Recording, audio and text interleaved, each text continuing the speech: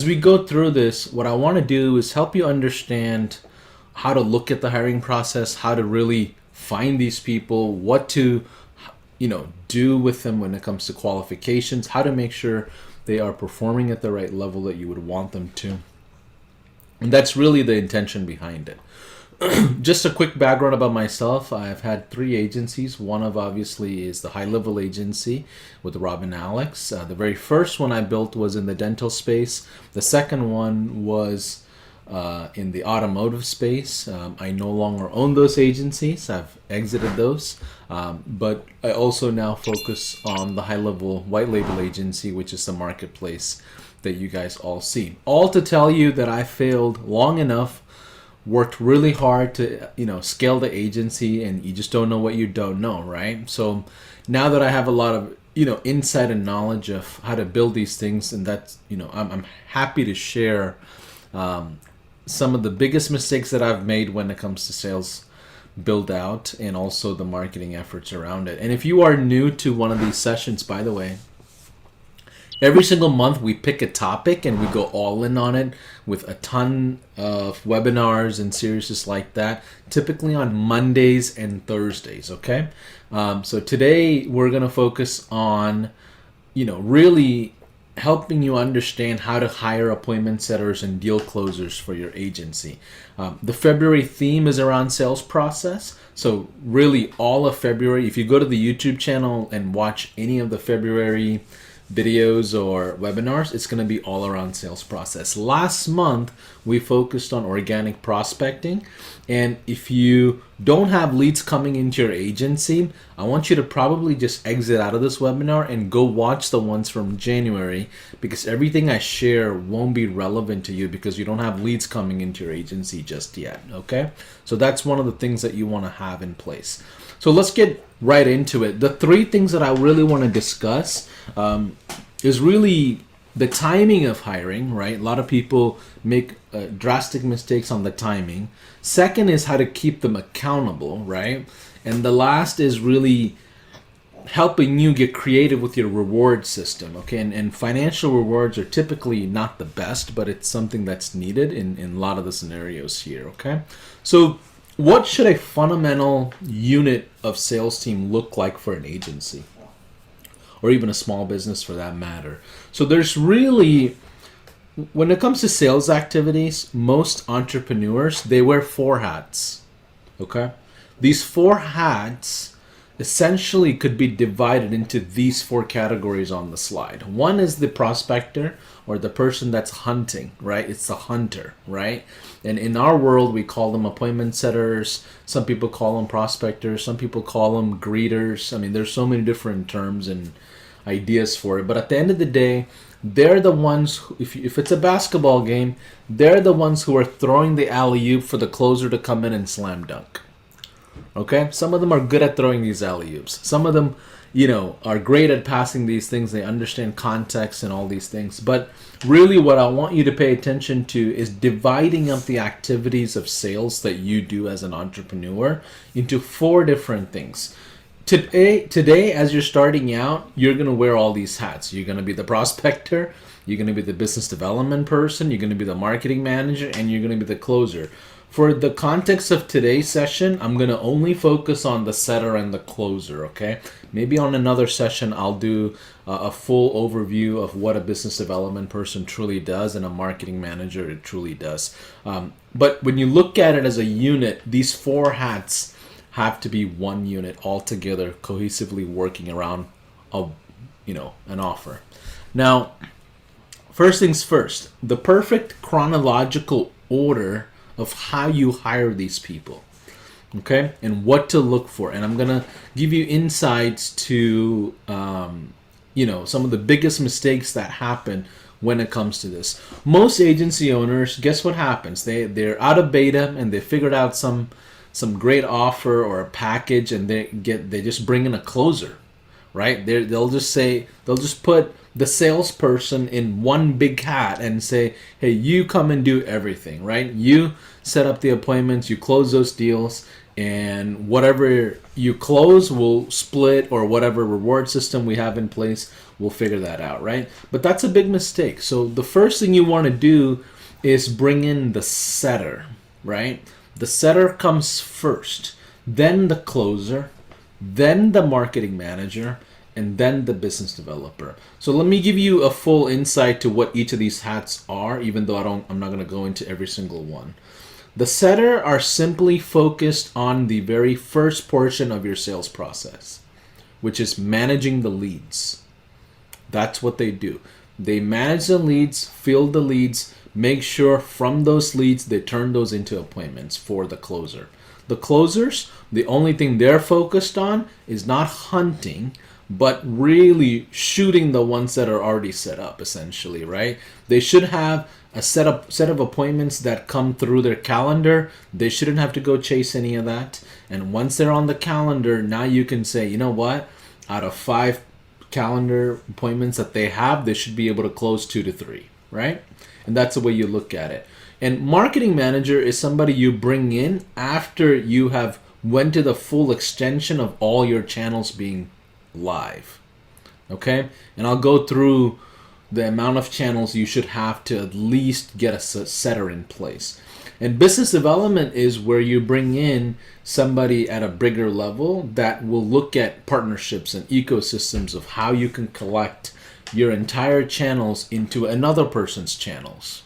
Okay? And that's a little bit more advanced of a strategy, but today we don't need to worry about it. So let's go through your first hire, right? So let me see, perfect time. And I'm using the presenter view, guys. Hopefully this is great. You can see the full screen and you don't have anything cut off. Let's see. Okay, cool. So the first hire, the prospector. I'm going to share some things based on some of the biggest mistakes that I've made, just so you know, okay? Most people don't have organic channels running or paid channels running before they bring in a setter. They typically will just set up, one channel, and they see leads coming in and they get overwhelmed with the amount of leads and they just go ahead and just bring in a setter. The problem with that is if one of your singular channels go out, guess what? Your setter don't have anything to do. Right? So typically volume is a massive issue at this point, right? So your first hire has to be a prospector or a setter. If you don't have at least 2 to 3 organic channels running, or at least maybe 1 paid ads channel running, it's too early for you to bring in a setter. Are you guys following me so far? Give me some comments. How many of you that are watching in Facebook? I'll follow Facebook. I have my phone here. How many of you have a setter today? Give me a comment. Give me some ideas of if you have a setter or if you're in the process of building out a sales unit. Let me get an idea of where the crowd is when it comes to setters. Okay? And how many of you feel like you have the amount of right volume for them to be in a place of success? Okay?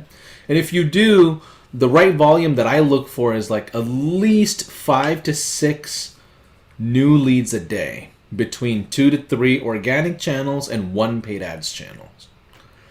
Right? The problem with you not having this many channels is because they're now forced to call the same numbers over and over and over, and they create a lot of fatigue because they will keep calling.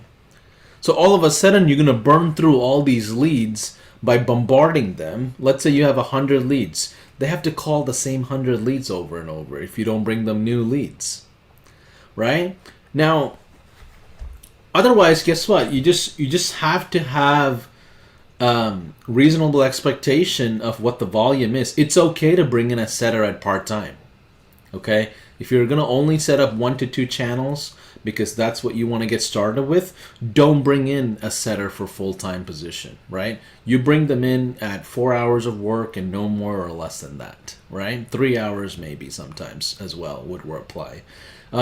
So the other side of it, it's the messaging behind the prospector. It's the messaging behind the setter. For them to have a great message and be actually like excelling in this role of setter, you must have a clear offer and you must attack one market at a time. If you tell them, hey, listen, Paulson, I'm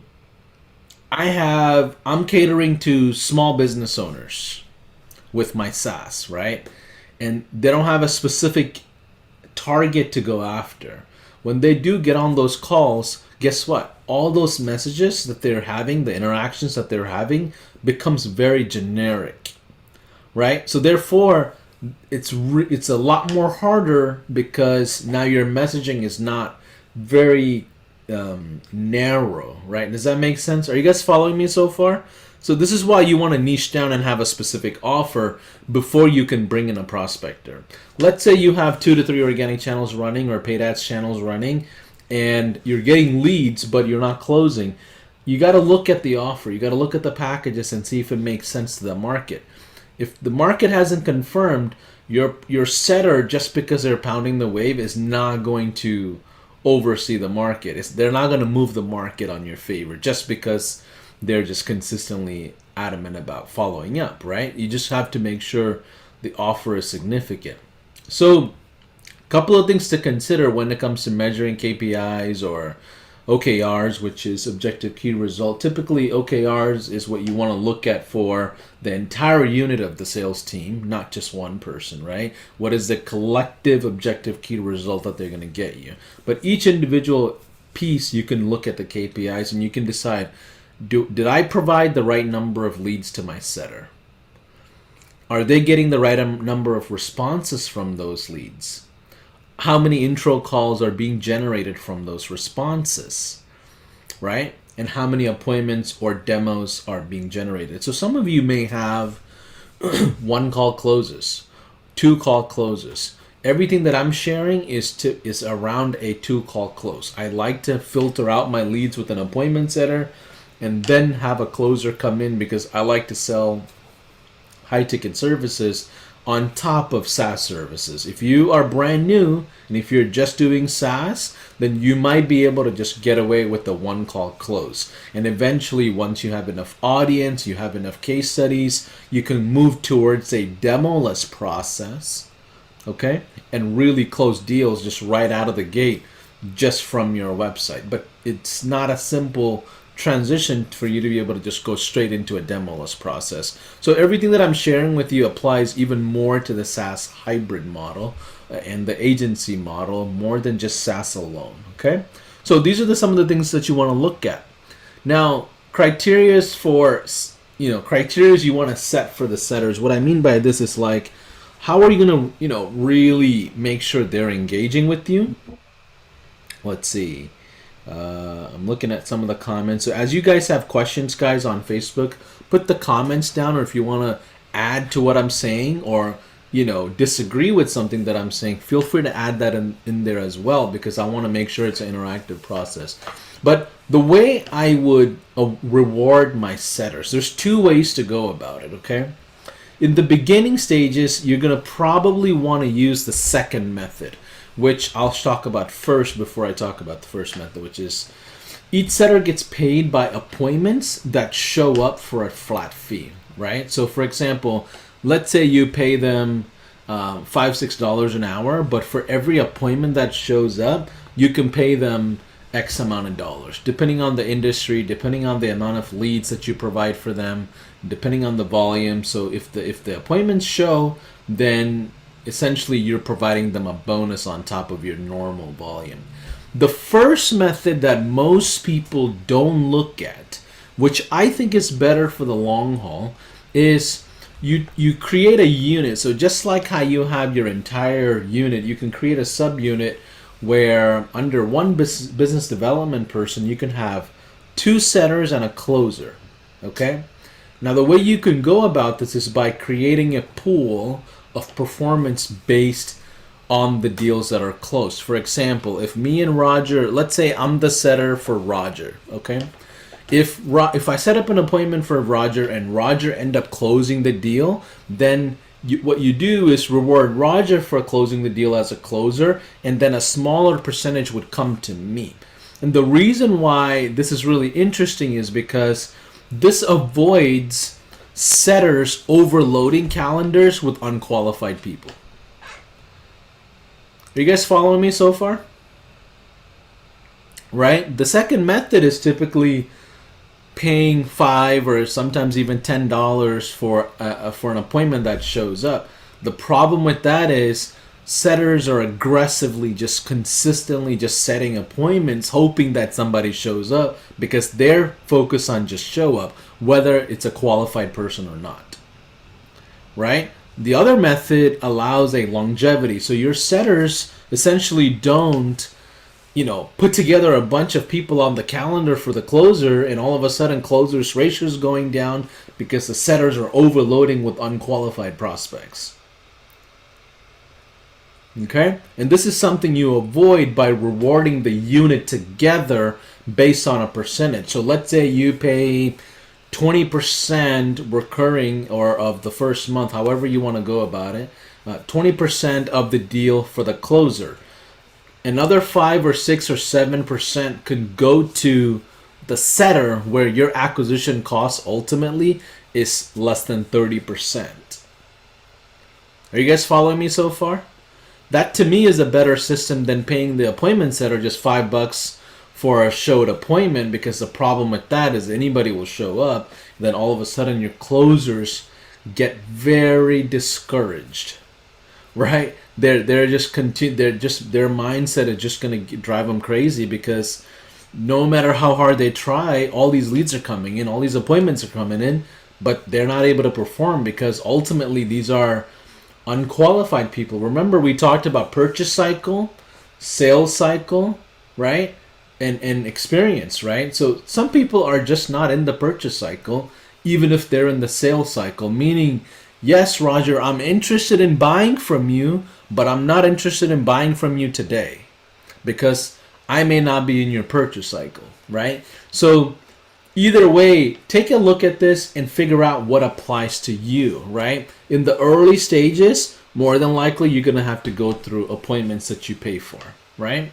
And then once the system gets better, then you can decide, okay, can I just bring in the appointment setters, maybe 2 of them, in with the closer, and treat it as a unit. Now, a couple of other things that you want to pay attention to is, was that helpful? Does that give you guys some ideas? Go ahead, Roger. Yeah, before we go further, I just want to get some clarification because I guess in my mind you had prospector / setter. To me, a prospector would be the person that's going out and getting leads and bringing them to the company. The setter is somebody that takes the leads and sets the appointment. Correct. In the traditional world, that is accurate. But in today's world, the prospector got replaced by high level of organic marketing, right? So as an agency, guess what? I'm making the recommendation left and right. You guys better be sending out 1,000 emails a day. So that replaces the prospector of having to go hunt, because we got to get to a world of inbound leads. It's really hard to have the traditional prospector method. 10 years ago, yeah, we can send out a sales force of people that are knocking doors and going to all kinds of places, and they're going to hunt deals for us, and then the setter will essentially qualify the deals before the business owner or the closer can close the deals. But you're right. But in today's world, prospectors don't exist as much as setters. In the digital world. I probably get an email every other day from appointment setters that are willing to do the prospecting and set the appointment. You think that's a bad idea to look at those? And if you think those are viable, what's it's a channel. It's a channel that I would say yes to, because more the better, right? At the end of the day, I want to control my traffic, right? Like, I want to make sure at the end of the day, the 2 to 3 organic channels I'm in control of. I don't want it to be where a door knocker is my source. I want a door knocker for my source that I control the source, right? Because if I need to turn that off, I want to be able to turn that off, or double down on it if I want to double down on it. What's reasonable to pay for somebody that's prospecting and setting appointments? Would you Let's pay say, them based upon an appointment? so Or that's what I'm mentioning here when it comes to criterias of rewards, right? For setters, what you can do is pay them a flat fee on a month. For example, they quite often setters are virtual. They're not your in-person individuals that are sitting next to you versus like a closer, right? So they are quite often remote, virtual, team members that you can pay a salary. Like I like paying a flat fee salary versus having to pay hourly. Like I'm not a fan of having to track all of that. But you can pay $400 to $600 a month for a setter.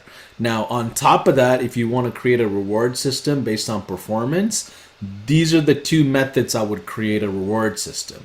One is the flat fee model. For every appointment that shows, they make like $5 or so, and that's probably the easiest way to start, right?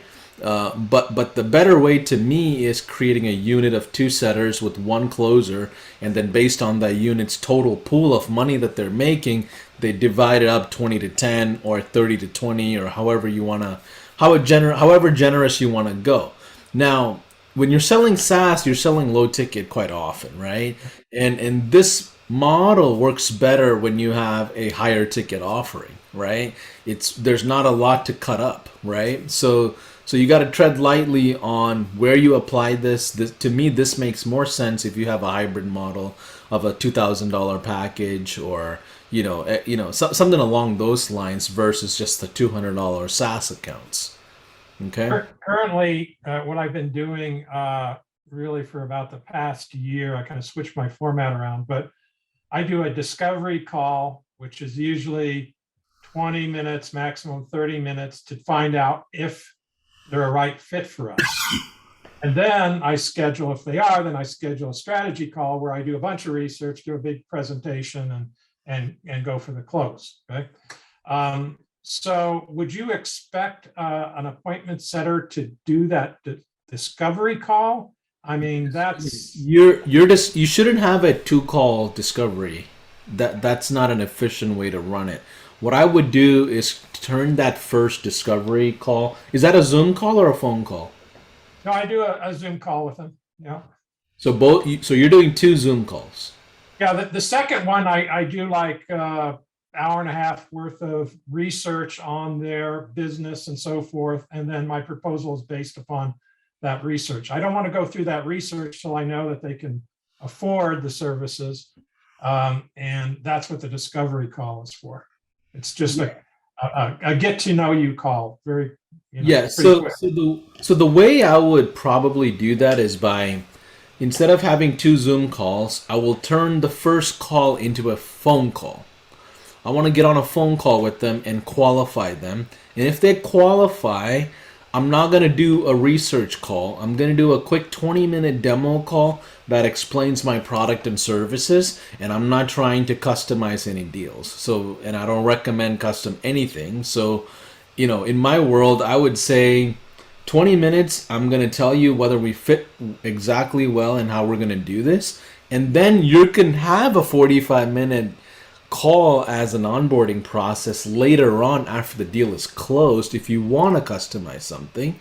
But sales is not where you sit around and customize anything. You do that afterwards if that's something that you want to offer. But ultimately, like, you want to close them on a deal that makes sense, that's concrete. Here's the worst thing that you can do. You can have a bunch of closers that have to replicate that hour and a half call. That's not going anywhere.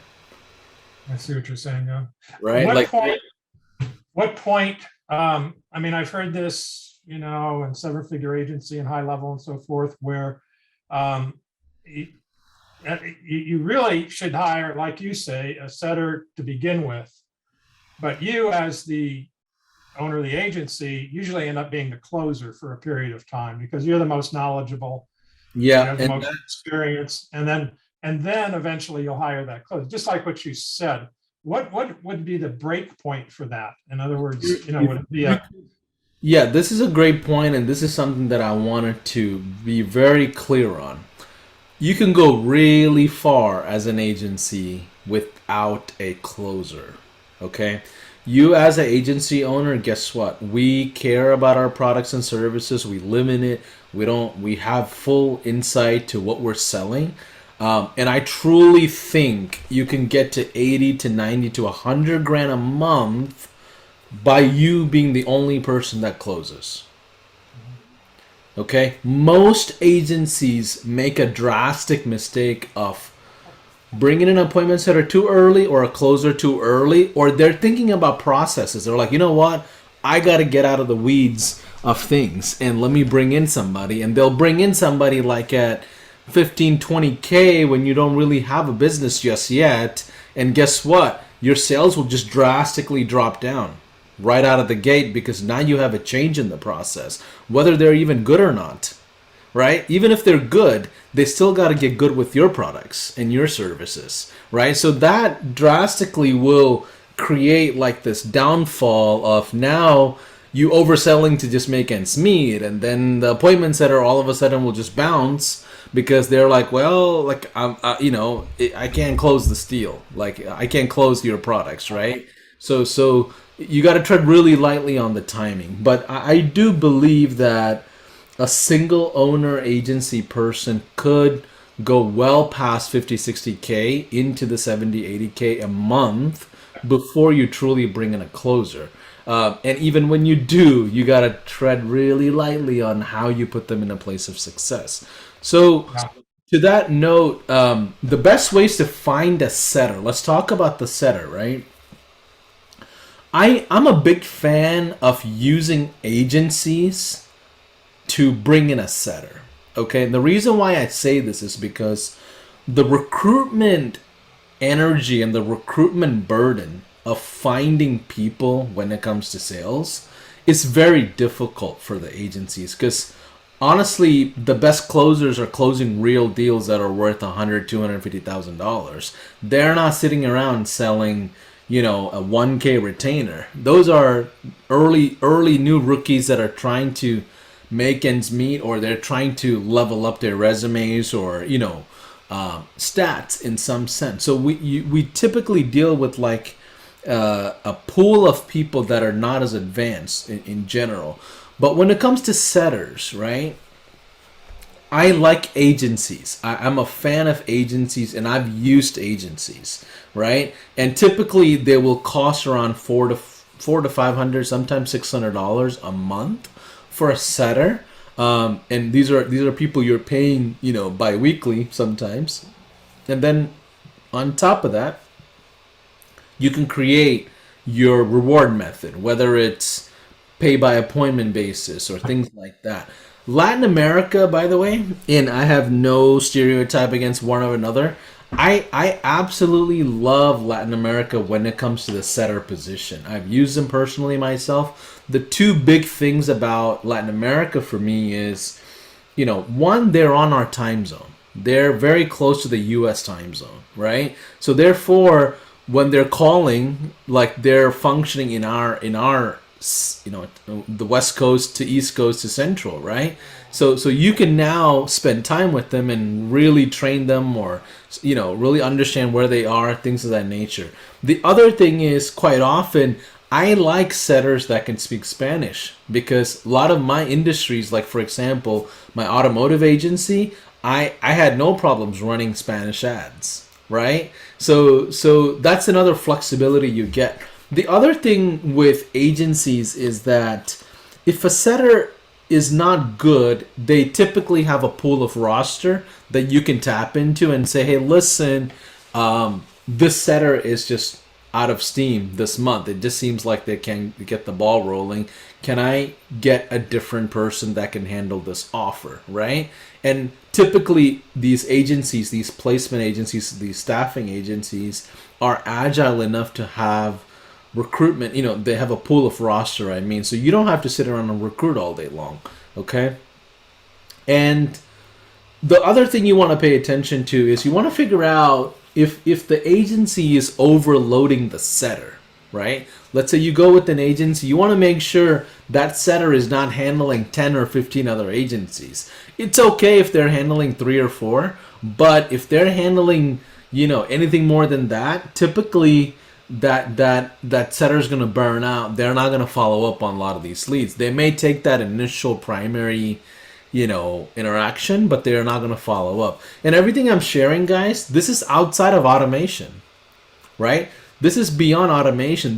Automation should already be in place that are fielding your leads. And then from those automations, when a human jumps in, it should be another experience that you're thinking about, right? So with automations, you'll be able to create a lot more volume at bats for your closers. So you want to double check how many agencies or how many businesses each setter is closing for, or each setter is setting for.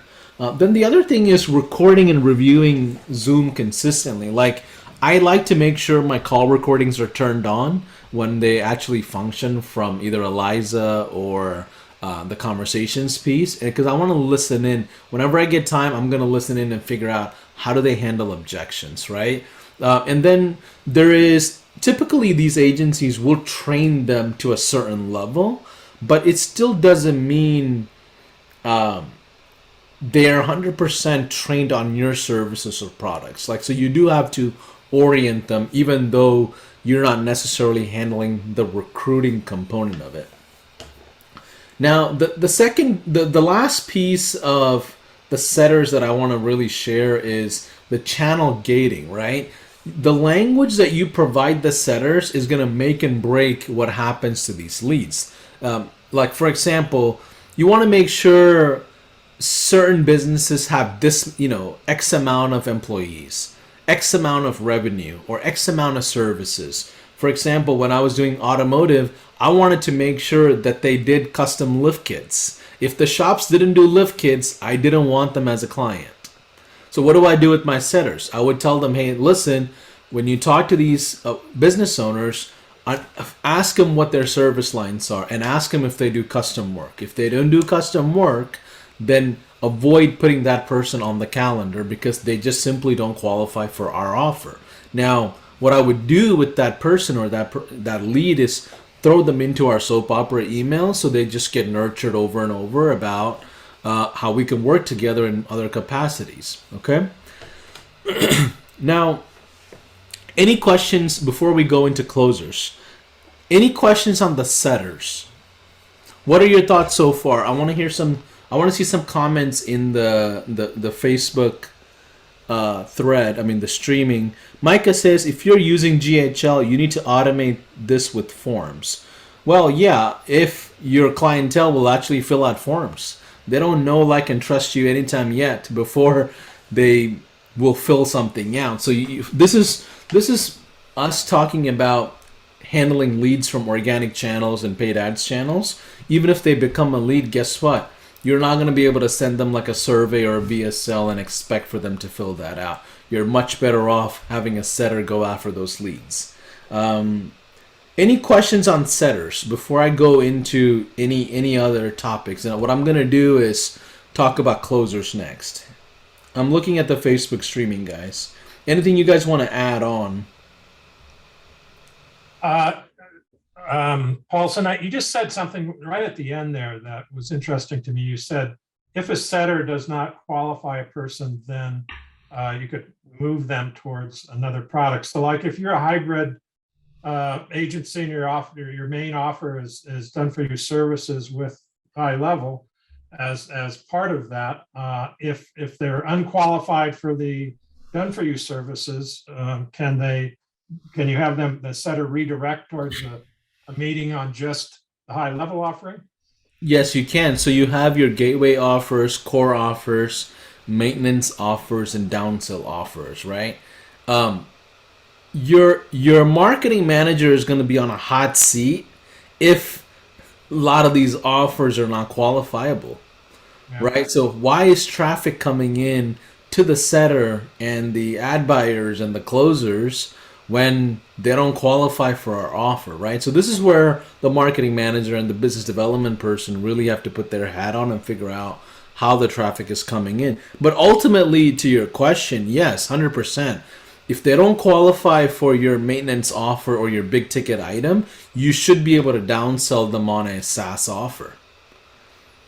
Right? And that's where you can win the long-term game, because every unqualified person still becomes a customer as long as they qualify themselves with a smaller offer, a $100 offer, maybe a $50 offer. It doesn't matter whatever SaaS you're building, right? Because over time they will become qualified as they grow in their business. Right. Okay. Let's see. I see some questions here, guys. I'm looking at the questions in the Facebook streaming, so if you don't mind putting the questions down on there, I definitely appreciate it.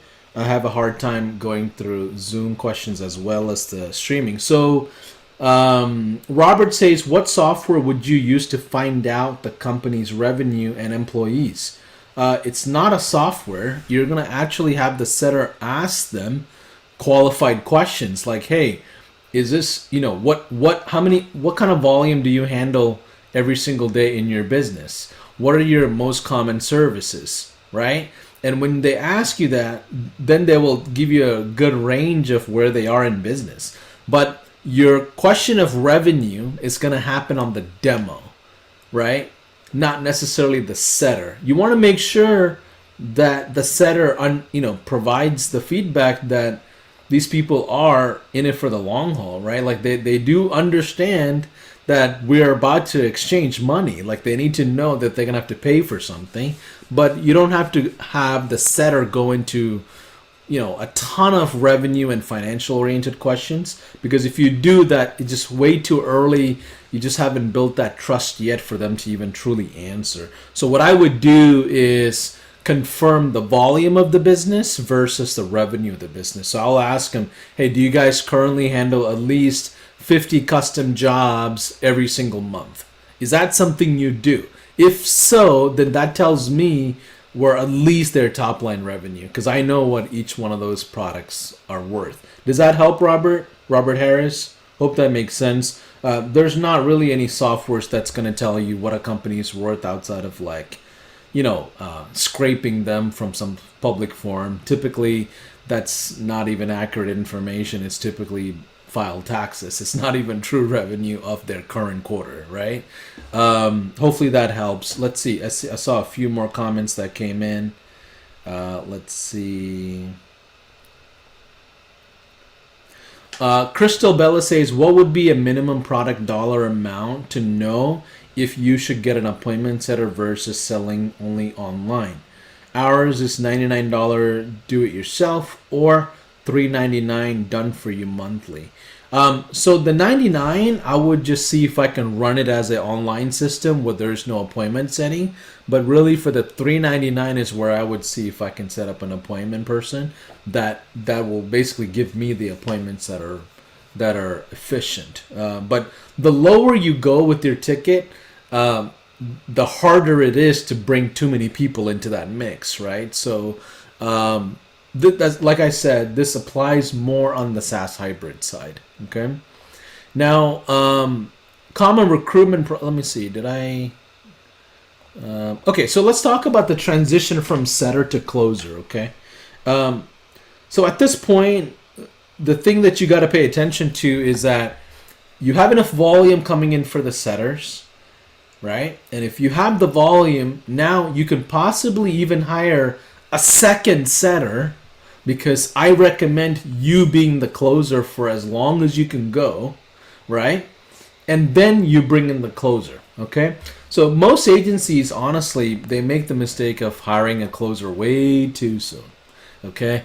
Typically, they'll hire without the volume or the offers that are concrete or organically sold.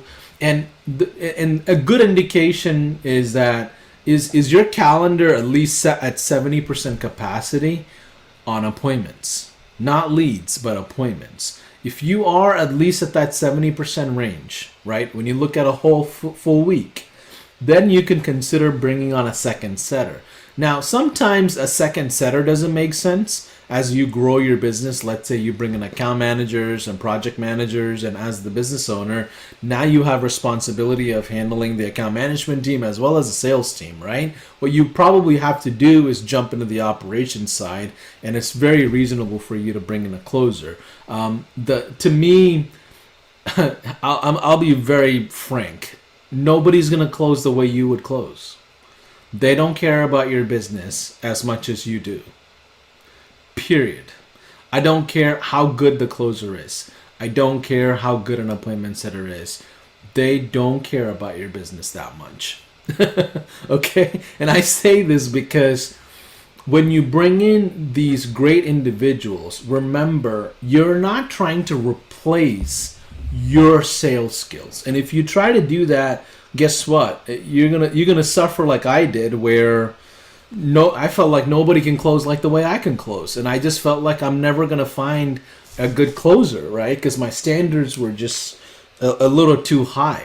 But more I learned and really thought it through, I understood that I'm hiring for the bandwidth, right? So meaning 2 average closers should equate to you as a closer if you're good at closing as a business owner, right? But you still take the bandwidth, because now it alleviates you from all that time that you spent, and you can focus on operations and other leadership areas. Does that make sense?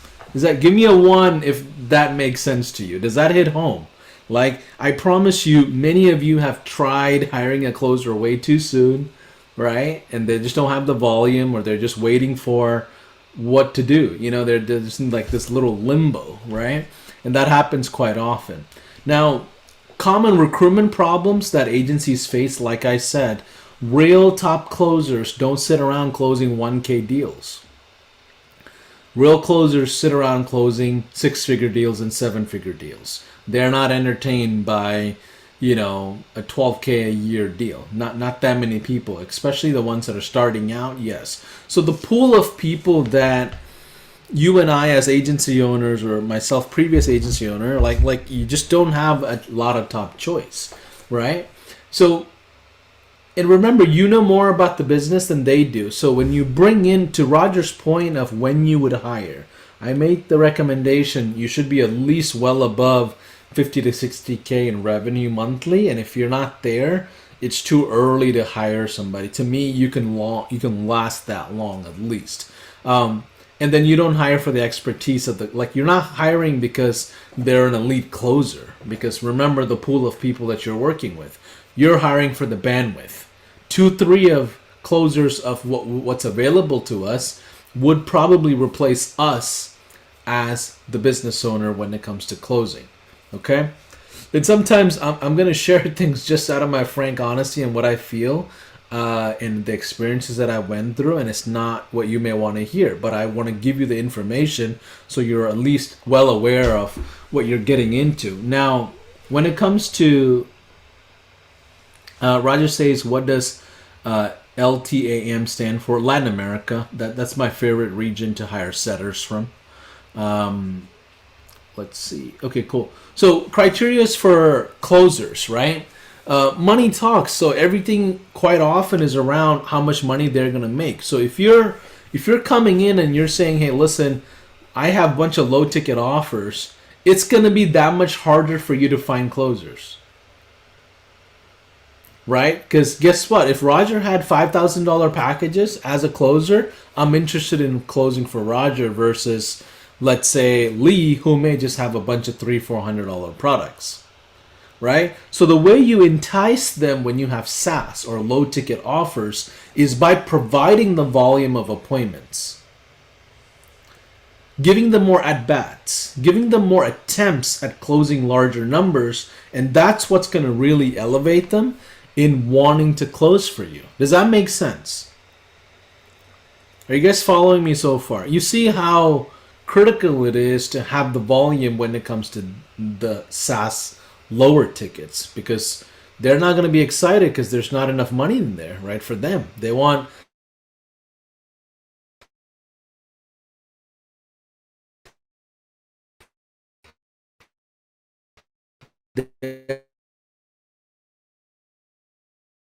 to appointment setters that you get from agencies. Okay.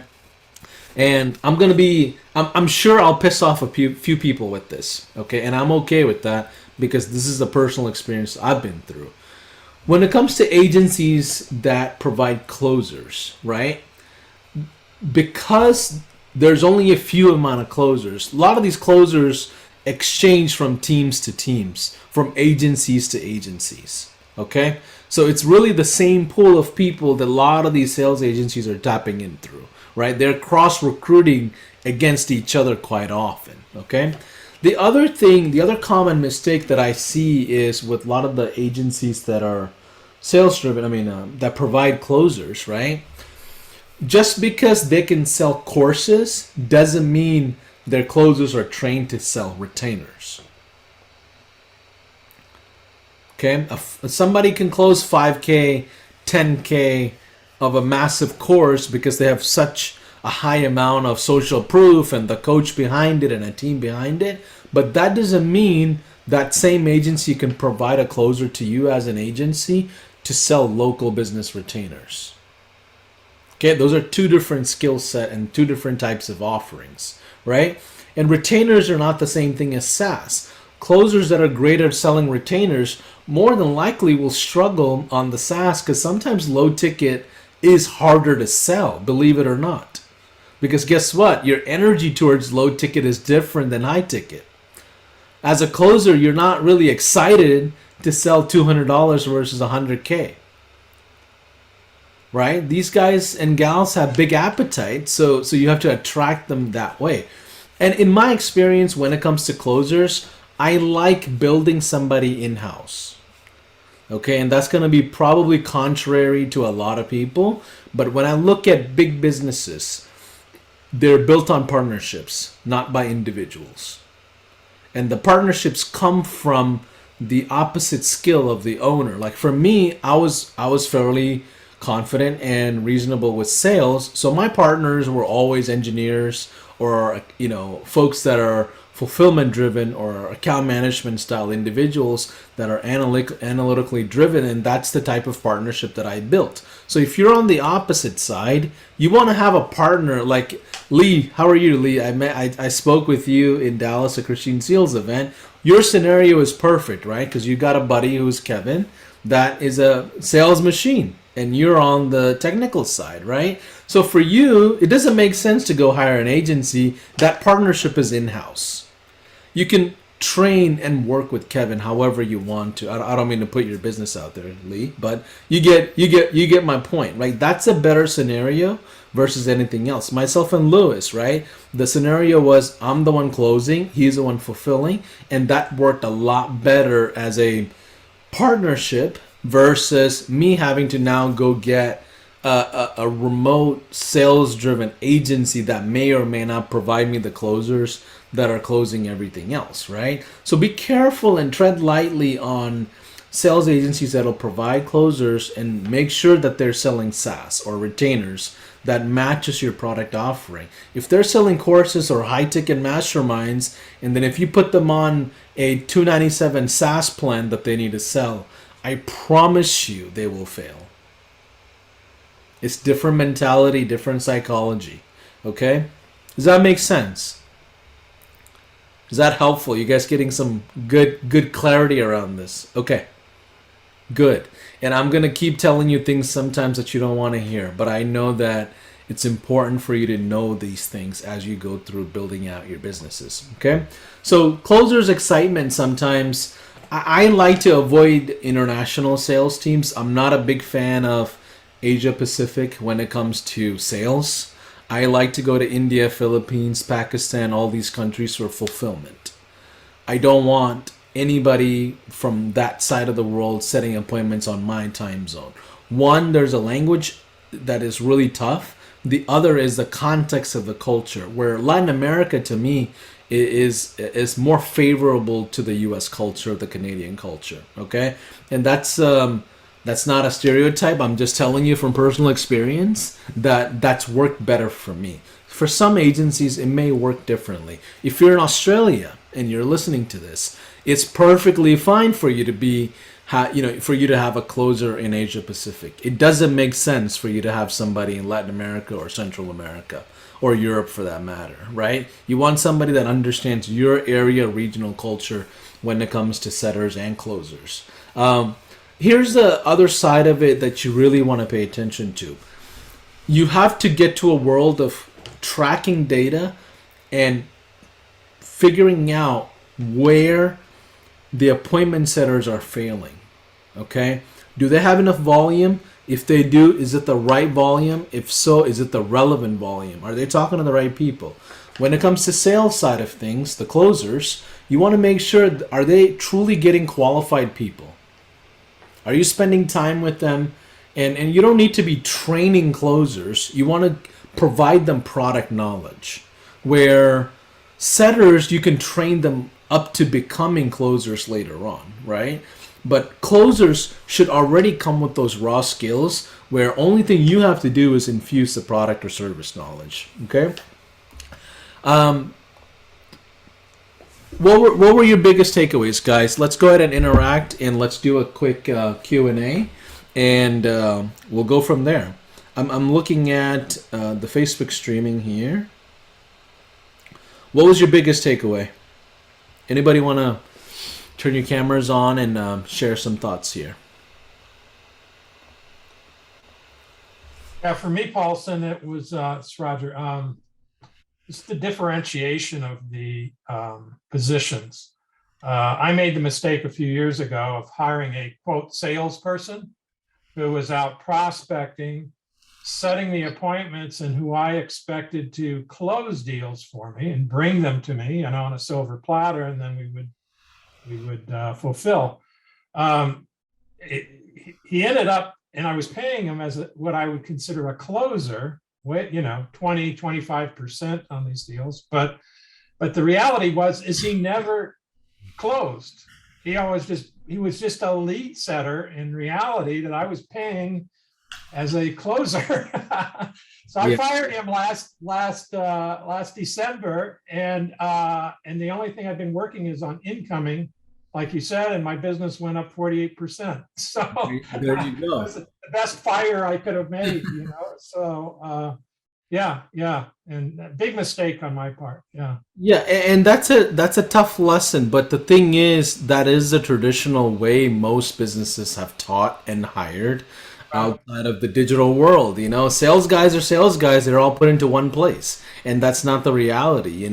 And really, what I've observed is that when it comes to closing, like, nobody is really extra elite versus another when it comes to closing skills, okay? The difference of people that perform on closing are the ones who have a concrete offer or they have more attempts. It's not the individual deals that they're better at, okay? Like, if Roger had 10 deals that he can close from versus me who may have 3 deals, Roger's going to outperform me as a closer no matter how we look at it, right? But Roger may not be a better closer from an individual, perspective of one single offer or package, but he just has a lot more pool of qualified leads to play with. So now he's following up every single day with 10 people, then 20 people, then 30 people. And remember, 2-3 sessions ago, I mentioned the idea of popcorn popping later. Popcorn doesn't pop in the beginning of just getting hot, right? Because these sales cycles are 45 days, sometimes 55 days, sometimes even 60 days or longer. So all of a suddenly, Kevin will just work. Then one freaking magical week, 10 deals are here. And you're like, what the heck? What happened? Right? That's because of the sales cycles. That's because of the purchase cycles. So as you level out your appointment flow, level out your deal setting, you'll see less velocity or less, what's the word? Volatility, right? And that'll help you kind of now project sales. Now you can plan for sales that are coming your way. You can plan for onboarding for appointment, your account managers and things like that. But anything else? Let's see. I don't want to call out any names, but anybody else want to add to what we've shared so far? I do have a question, Paulson. Yes. Go ahead. Yeah. It's a complex question. Okay. First off, I'll just give some context. I made a mistake by, I guess, bringing on a closer too soon, like Yep. before bringing on our first client. But but he's my best friend. I've known him from since high school, and right now our niche is in the solar industry, and like our minimum offer is like $600 a month, upwards to 1,000 per month. Okay. Uh, Now, after building out all the workflows that need to be built within high level, within that time frame, my closer has now evolved to being my partner. And that being said, we were just about to launch. We agreed for him to like have like a base pay of like $3,000 a month, like after our seventh or eighth client. But since he's technically evolved into being a partner, he's also wanting 20% of like recurring revenue after our like 20th client or whatever. Not based off new revenue, but based off like all recurring revenue. So like as the company grows, his income grows as well, kind of like being paid on dividends as a bonus. But I guess my question is, what is the correct reward system for like a partner slash closer to kind of keep him like motivated, but also not make the business run out of money in the beginning stages, you know? Yeah, those are two different things. A partner is different than a sales guy, right? So you have to Yeah. reward him for the partnership, which is separate, Yep. because he's not going to just help you on sales. He's going to have to help you on all business aspects, right? Then Right. his position as a closer must have a boxed reward, which is for every deal that's closed new, you get a certain amount versus the other side of it is like, hey, for every deal that we keep, you keep 20%. Right. Okay. Right? So how is he going to help retain the clients? If he can help there, then I think it's reasonable for you to be like, yeah, I have no problem doing 80/20. I mean, that's a good deal for you. It's not a terrible deal, right? But he has to contribute to the retention. What would the partner also do though? I mean, like other than so he would help with the retention part. That's what you're saying?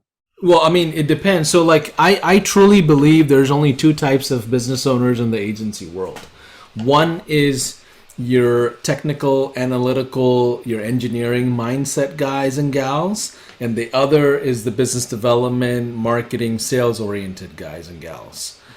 Hmm. They shouldn't cross over in my mind. Your partnership shouldn't be the same of the two. It should be two different things. So if you're a sales guy and your partner's a sales guy, then you got a problem.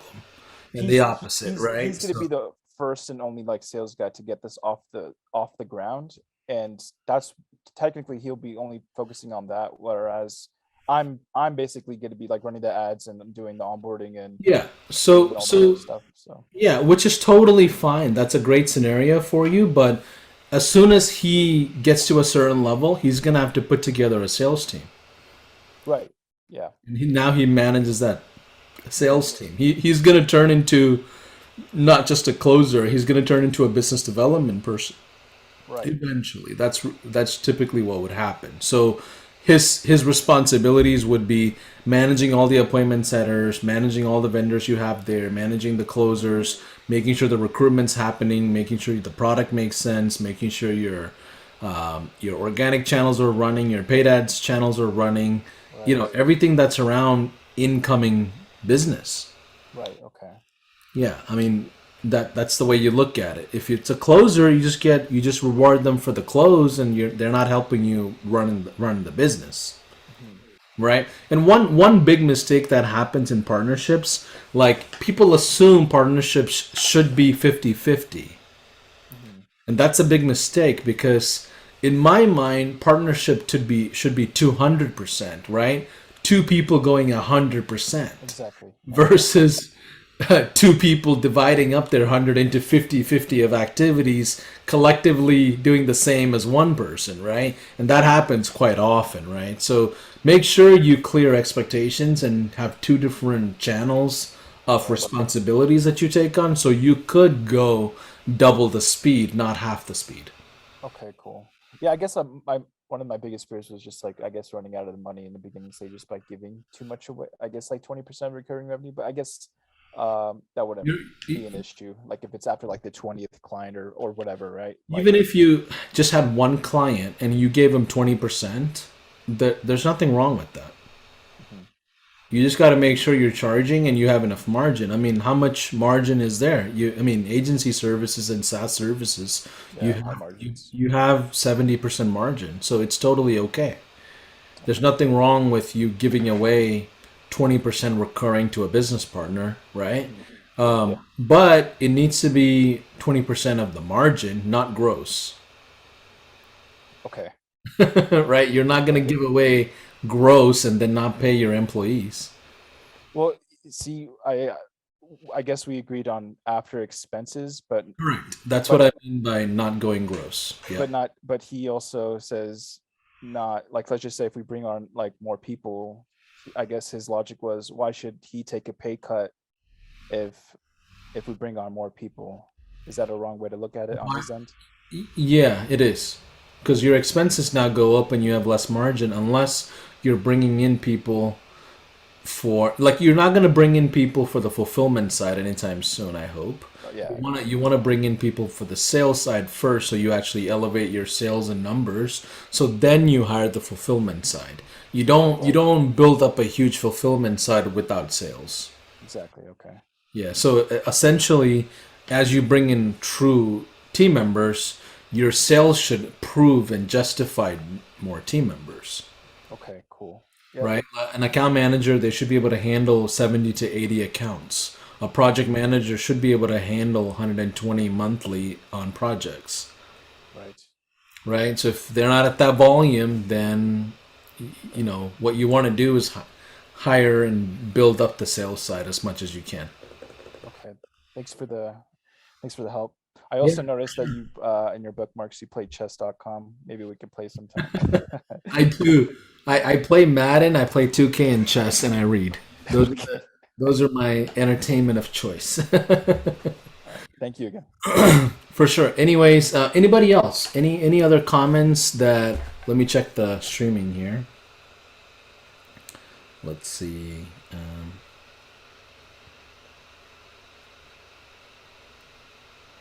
Anything that I might have missed? Can you repeat the situation of the guy who fired his salesperson? Um, let's see. I don't have context to that. Mr. Hernandez, are you there?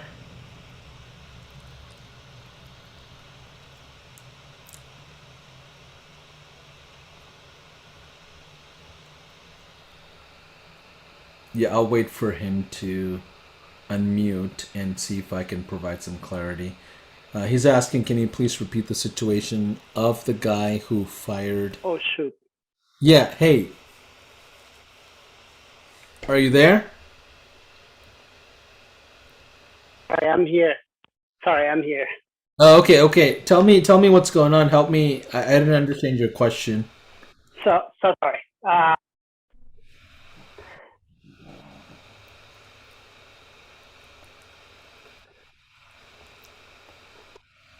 All right. Sorry.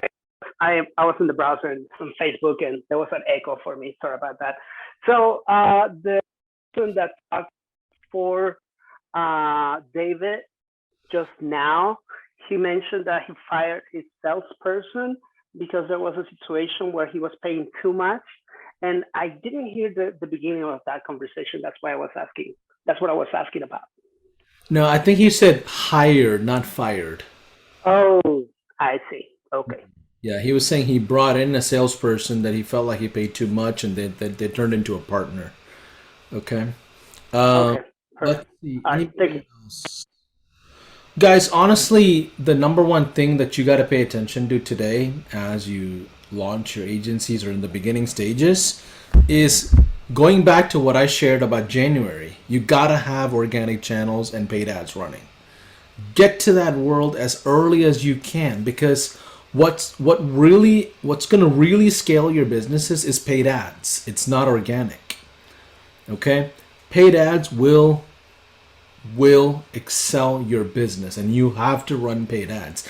It's like I remember my mom telling me, make sure when you hire a chef, it's a chubby chef because they probably taste their food, right? And when I think of that, when it comes to a marketing agency, my gut tells me make sure I hire a marketing agency that can do their own marketing and they run their own paid ads.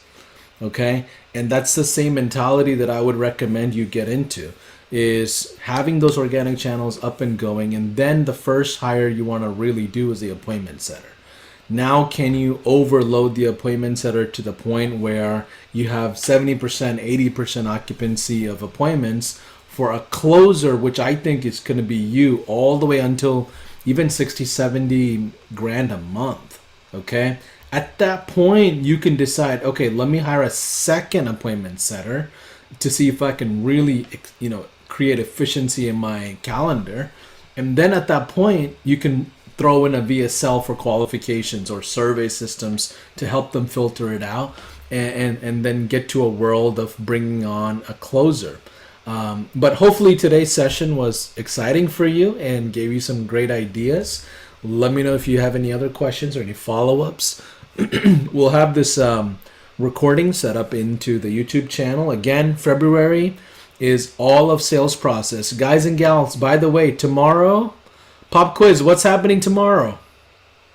Tomorrow is day one of our big event with Rob Bailey, which is our first flight to high ticket SaaS, okay? Rob's gonna come in and teach the entire community on how to do high ticket SaaS, and that's gonna also complement a lot of your offers and different mechanisms of really building some great trust with your clients, and I'm excited for it. That's tomorrow, 2 p.m. Central Standard Time is day one.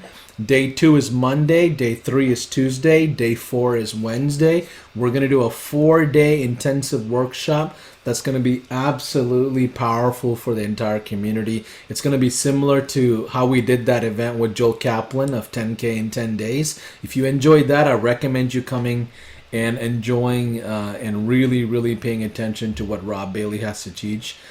He scaled his agency to, I don't know, close to 550 or 600 clients and had multiple partners in different sectors. A great guy that I think you guys are going to find a lot of great value in. But have a good rest of your afternoon. Take care, and we'll see you soon.